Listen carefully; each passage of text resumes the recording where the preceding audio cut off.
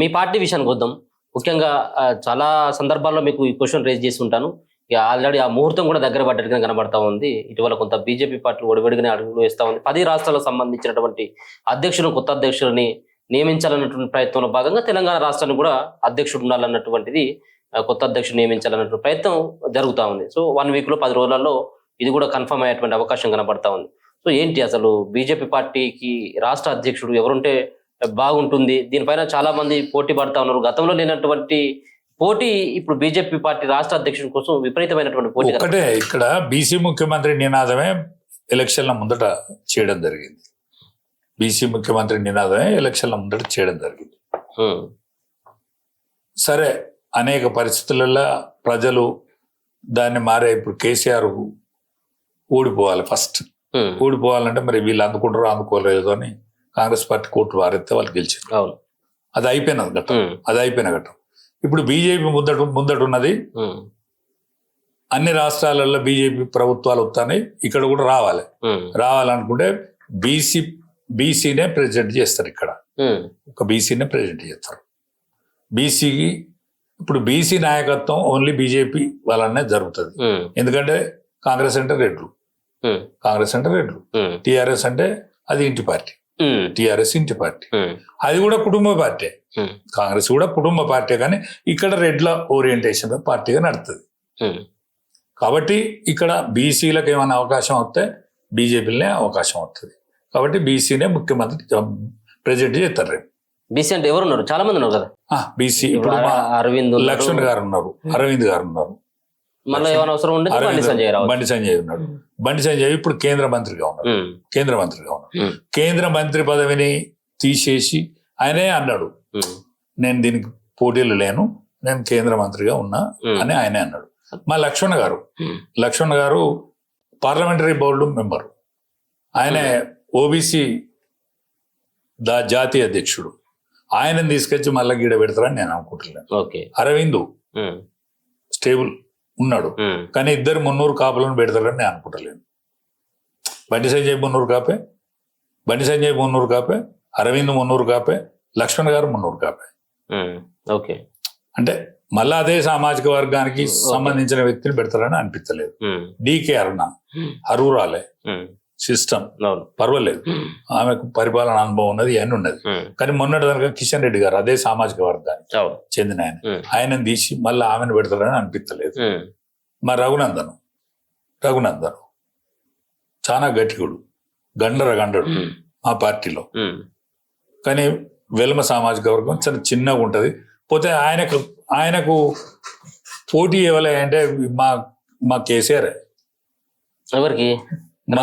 రఘునందన్ పోటీ కాదు, ఆయన చేసిన పేరు బదనం, ఆ క్యాస్ట్ పేరు బదనం తెచ్చిండు.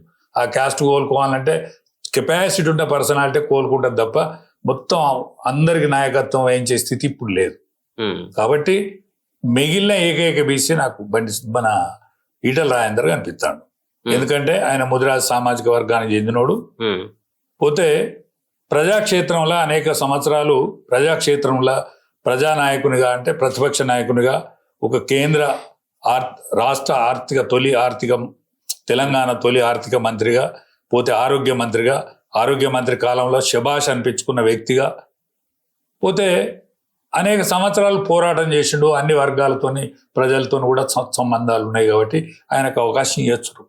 అంటే ఇప్పుడు బీజేపీలో ముఖ్యంగా ఆర్ఎస్ఎస్ భావజాలం ఉండాలి అన్నటువంటిది కొంత ప్రధానంగా వినపడతా ఉంది. ఇదేమో చూస్తే కమ్యూనిస్టు భావజాలం ఉన్నటువంటి వ్యక్తి. ఇప్పుడు అట్లా ఏమన్నా ఇది ఈటల రాజేందర్కి ఏమైనా ఛాన్స్ మిస్ అయ్యేటువంటి అవకాశం? ఇప్పుడు మీకు ఒక విషయం తెలియదు, మా అటల్ బిహారీ వాజ్పేయి గారు ఎస్ఎఫ్ఐ అనేది, ఒకప్పుడు ఎస్ఎఫ్ఐ అనేది ఆయన మాకు భారత ఆనిమత్యం. ఆయన స్టూడెంట్ లైఫ్ లో ఎస్ఎఫ్ఐ అనేది. ఈయన స్టూడెంట్ లైఫ్ లో ఏమున్నాడో తెలియదు, నాకైతే తెలియదు, నాకు పెద్దగా తెలియదు. పోతే ఈయన లైఫ్ ఎట్లున్నదో తెలియదు. ఇప్పుడు మరి చాలా విషయాలల్లో మార్పులు వచ్చినాయి. ఏది బీజేపీ విషయంలో చాలా విషయాలలో మార్పులు వచ్చినాయి. ఏ మార్పులు? ఇవాళ అస్సాం ముఖ్యమంత్రి ఆయన కాంగ్రెస్ పార్టీలో ఆర్థిక మంత్రి ఉండే. ఈటల రాజేందర్ గారు ఆర్థిక మంత్రిగా ఉన్నప్పుడు ఆయన అస్సాం ఆర్థిక మంత్రిగా ఉంటారు కాంగ్రెస్ పార్టీలో. ఆయన ఇప్పుడు మాకు ముఖ్యమంత్రి. పోతే అక్కడ పశ్చిమ బెంగాల్లో తృణమూల్ కాంగ్రెస్ వ్యక్తి, ఆయన మా ప్రతిపక్ష నాయకుడు. రేపు రాబోయే రోజులలో ఆయన ముఖ్యమంత్రి క్యాండిడేట్, మాకు ముఖ్యమంత్రి క్యాండిడేట్. అనేక రాష్ట్రాలలో కూడా ఇటువంటి స్వీకరిస్తాను. యావత్ మా కిషన్ రెడ్డి గారే, మా కిషన్ రెడ్డి గారికి ఉన్నంత అపారమైన అనుభవం, అనేక మందితో సాన్నిధ్యం, అటల్ బిహారీ వాజ్పేయి మొదలుకుంటే ఇవాళ ఉన్న ప్రధానమంత్రి నరేంద్ర మోడీ దానికి కూడా ఆయన సాన్నిధ్యం ఉన్నది. ఆయన ఏం తెలియకుండా అన్నాడు. 2 సార్లు పోటీ చేసిండు ఈటల రాజేందర్, ఆర్ఎస్ఎస్ నేపథ్యం ఉండని అవసరం లేదన్నాడు ఆయన. 2 సార్లు పోటీ చేసిండు మా పార్టీ అని అన్నాడు. అంటే వట్టిగానే ఇది అన్నాడు కదా ఆయన. అందుకనే ఈ ఆచితూచి వ్యవహరిస్తారు. ఇవన్నిటి కూడా అధిగమిస్తేనే ఆయన చర్చ రానిస్తాను, లేకపోతే ఆయన మొట్టమొదటి కొట్టేత్తు కాదు. అంటే ఒక రకమైనటువంటి ప్రచారం కూడా ఉన్నది. బీజేపీ పార్టీకి రాష్ట్రంలో అధికారం వచ్చేటువంటి అవకాశం లేదు కాబట్టి ఏదో బీసీ నినాదంతో బీసీ ముఖ్యమంత్రి అన్నటువంటి నినాదాన్ని వాడుకున్నారు తప్పించి బీసీల మీద ఉన్నటువంటి ప్రేమ అంతంత మాత్రమే ఉంటుంది బీజేపీకి. కేవలం గెలవదు కదా అన్నటువంటి ఉద్దేశంతో ఆ వాదాన్ని వాడుకున్నారు అనేది.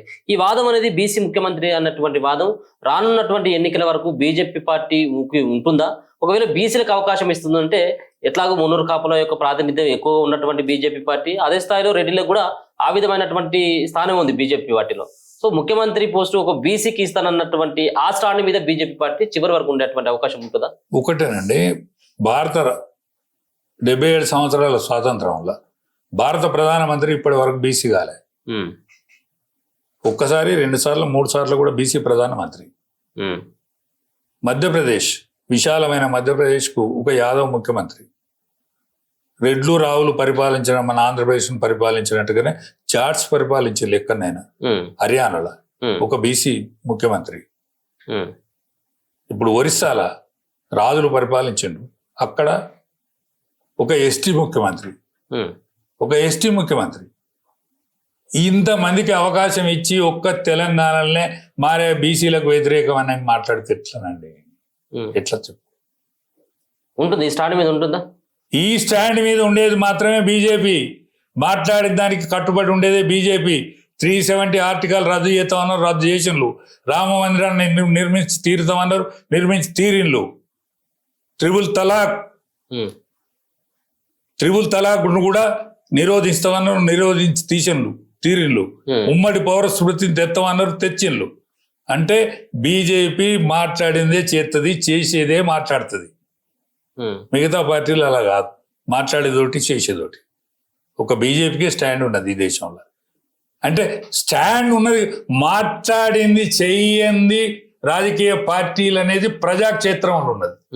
ఆ ప్రజాక్షేత్రంలో అంటే ప్రజలలో లేదు, ప్రజలలో లేదు. మేము ఇలాంటి నా అలాంటి మేధావి వర్గంలో ఉన్నది. మాట్లాడింది చేయరా, ఏం మాట్లాడుతుంది? ఆ మాట్లాడి చేయరు.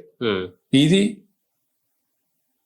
నాగరిక ప్రపంచంలో ఉన్నది. సో ఒక పక్కన ఈటెల రాజేందర్ యొక్క అభ్యర్థిత్వాన్ని మీ పార్టీలో ఉన్నటువంటి చాలా మంది నేతలు వ్యతిరేకిస్తా ఉన్నారు అన్నటువంటిది ప్రచారం ఉన్నది. సో ముఖ్యంగా వాళ్ళని ఏ విధంగా మెప్పించగలుగుతాడు ఈటెల రాజేందర్ కానీ, మరో పక్కన అధిష్టానం, మీకు సంబంధించినటువంటి అధిష్టానం కానీ? ఎప్పుడైనా అధికారంకి వచ్చే ముందట ఈ మాత్రం కాంపిటీషన్ ఉండడం సహజం. కాన్ఫిడెన్స్ గా ఉన్నట్టు కదా మీరు వచ్చేటువంటి ఎన్నికలు బీజేపీ పార్టీ ఖచ్చితంగా పరిపాలించి ఏలి తీరుతుంది. అంటే రచ్చబండ కాడ చర్చ జరుగుతుంది. 119 సీట్లలో వచ్చిన 8 సీట్లు చావు కాడ చర్చ జరుగుతుంది. 119 సీట్లలో 8 పార్లమెంట్ సీట్, 8 అసెంబ్లీ సీట్లు వచ్చిన మాట నిజం. 8 పార్లమెంట్ సీట్లు కూడా వచ్చిన అన్నమాట నిజం. 8 పార్లమెంట్ సీట్లు అంటే 8 ఏళ్ళు 56 పానం ఉన్నట్టే కదా. 5-10 సీట్లలో పానం ఉన్నట్టే కదా. అసెంబ్లీ సీట్ల రాకపోవడానికి కారణం ఏంటంటే వీడు అందుకోడో బీజేపీ వాడు. అందుకనే వీనికి ఓటేస్తే మురిగిపోతుందో ఏమో, మళ్ళా పురుషార్థుడు కేసీఆర్ వచ్చి మళ్ళా ఆయన ఇక్కడ ముఖ్యమంత్రి అవుతాడు. ఆ కుటుంబం పీక్క తింటాంది, సచ్చిన పీనర్ కూడా ఇడిచిపెడతలేదు. కాబట్టి ఆ కుటుంబం రావద్దంటే ఖచ్చితంగా కాంగ్రెస్కి ఎత్తామయ్యా. వాడు చచ్చినా బతికినా వాడు ఎక్కడ పాడైనా ఏం లేదు. వాడు దొరకలే కాంగ్రెస్ వాడు, అయినా ఓటేసి పారేసాడు. ఢిల్లీని తిప్పుకున్నాడు రేవంత్ రెడ్డి ముఖ్యమంత్రి మనకు సంబంధం లేని విషయం. ముఖ్యమంత్రి ఎవరు చేసుకున్నారో అది వేరే ముచ్చట. ఆయన చక్రవడ్డీ బారు వడ్డీతో కూడా వసూలు చేసుకున్నాడు. ఇప్పుడు బ్రహ్మాండంగా ఉన్నాడు. మీ పార్టీ కార్యాచరణ కానీ, మీ పార్టీలో ఉన్నటువంటి వ్యక్తులు కానీ, సో ప్రభుత్వం వైఫల్యాలపైన కానీ, ప్రతిపక్షంగా ఉన్నటువంటి బీఆర్ఎస్ పార్టీ గతంలో చేసినటువంటి వ్యవహారాలపైన కనీసం నిలదీసేటువంటి ప్రయత్నం చేయట్లేదు. ఒకవేళ నిలదీయాలంటే మళ్ళీ బీఆర్ఎస్ పార్టీ అది కొంత ముందు వరుసలోనే కనబడతా ఉన్నది.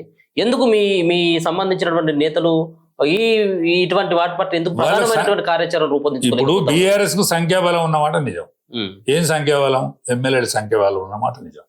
కాంగ్రెస్ పార్టీకి సంఖ్యాబలం ఉన్నది, వాళ్ళు ప్రభుత్వంలో ఉన్నారు. వాళ్ళ నినాదం అన్న ప్రివేల్ అవుతుంది, వీళ్ళ నినాదం అన్న కనిపిస్తుంది. కానీ పబ్లిక్ వాయస్ ఏదైతే ఉన్నదో 18 ఏళ్ళ నుంచి 30 ఏళ్ళ వరకు ఉన్న యువకులు డైరెక్ట్ మోడీకి కనెక్ట్ అయ్యి ఉన్నారు. ఆ యువకుడు ఏ పార్టీలో లేడు. ఇప్పుడు కాంగ్రెస్కు లేరు, టీఆర్ఎస్కు అసలే లేరు. కాబట్టి ఆ యువకుల ఆధారమైన పార్టీ రేపు రాబోయే బీజేపీ పార్టీ, కాబట్టి బీజేపీ పార్టీకే అవకాశం. సో బీసీల